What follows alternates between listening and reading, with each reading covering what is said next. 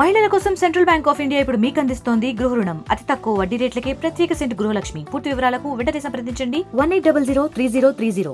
Party ఫిరాయింపులపై హైకోర్టులో దాఖలైనటువంటి case నేపథ్యంలో ఈరోజు హైకోర్టు తీర్పును వెలువడించడం జరిగింది. 4 వారాల్లో పూర్తిస్థాయి నివేదికను పంపించాలంటూ కూడా పూర్తిగా నోటీసులు జారీ చేసినటువంటి పరిస్థితి. ఒకసారి ఈ అంశంపై మాట్లాడదాం. ప్రస్తుతం మనతో పాటు మహబూబ్నగర్ ఎంపీ డీకే అరుణ గారు. మేడం చెప్పండి, పార్టీ ఫిరాయింపులు అనేది సర్వసాధారణం అయిపోయింది. గత బీఆర్ఎస్ ప్రభుత్వం కావచ్చు, ఇప్పుడు కాంగ్రెస్ ప్రభుత్వంలో కూడా ఒక పార్టీ నుంచి గెలిచి ఇంకో పార్టీలోకి వెళ్ళడం సర్వసాధారణమైంది. దీనిపై హైకోర్టు ఇచ్చినటువంటి తీర్పును ఎట్లా చూస్తారు? హైకోర్టు ఇచ్చిన తీర్పుని స్వాగతిస్తున్నాం. ఎందుకంటే ఇప్పుడు ఉన్నటువంటి ముఖ్యమంత్రి గారు గతంలో వారు ఏం మాట్లాడినో పార్టీ ఫిరాయింపుల పైన ఒకసారి ఆలోచన చేసుకోవాలి. వారి మాటలను వాళ్ళే ఒకసారి యూట్యూబ్లో రికార్డ్ వేసుకొని చూసుకోవాలి, ఒకసారి రివైండ్ చేసుకోవాలి. రేవంత్ రెడ్డి గారు గతంలో ప్రతిపక్షంలో ఉన్నప్పుడు వారు ఈ పార్టీ ఫిరాయింపులపైన ఏం మాట్లాడినరు, ఈరోజు వారే ముఖ్యమంత్రిగా ఉండి ఏం చేస్తున్నారు అంటే, ఈరోజు వారు అధికారంలో ఉంటే ఒక మాట, అధికారంలో లేకుంటే ఒక మాట. గతంలో బీఆర్ఎస్ పార్టీ అధికారం ఉన్నప్పుడు కాంగ్రెస్ వాళ్ళంతా చేసుకుని ప్రతిపక్షమే లేకుండా చేసింది.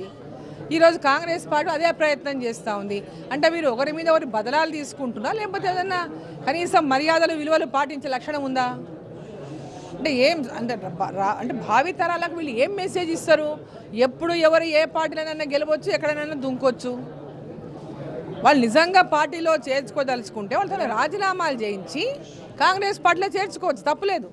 వాళ్ళను బీఆర్ఎస్ పార్టీకి ఎమ్మెల్యే సభ్యత్వానికి రాజీనామా చేపియండి, దాని తర్వాత మీ పార్టీలో చేర్పించుకోండి. ఎవరైనా కానీ ఏ పార్టీ వారని చేర్చుకుంటే ఫస్ట్ సభ్యత్వానికి వారి యొక్క ఎమ్మెల్యే సభ్యత్వానికి రాజీనామా చేయాలా.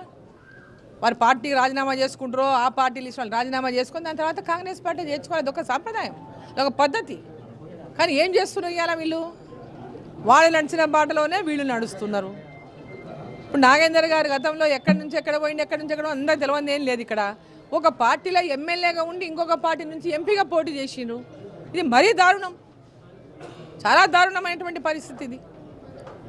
సో ఇవన్నీ కూడా విలువలు లేనటువంటి రాజకీయాలను చూస్తేనే ఇవాళ ప్రజలకు నాయకులు అంటే విలువ లేకుండా పోతున్నది.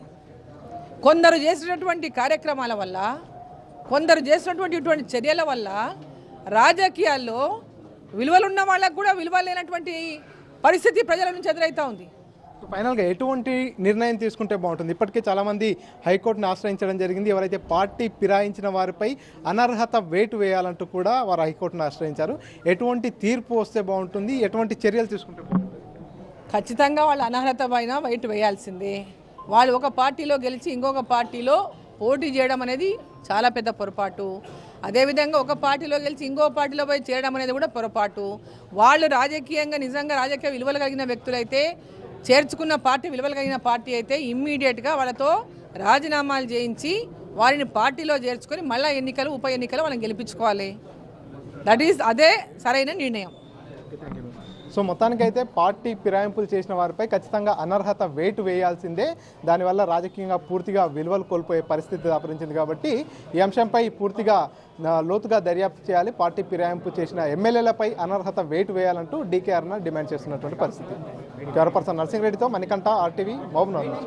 మరిన్ని వీడియోస్ కోసం ఛానల్ ని సబ్స్క్రైబ్ చేయండి. లేటెస్ట్ అప్డేట్స్ కోసం వాట్సాప్ ఛానల్ ని ఫాలో చేయండి. అండ్ లింక్ డిస్క్రిప్షన్ లో ఉంది.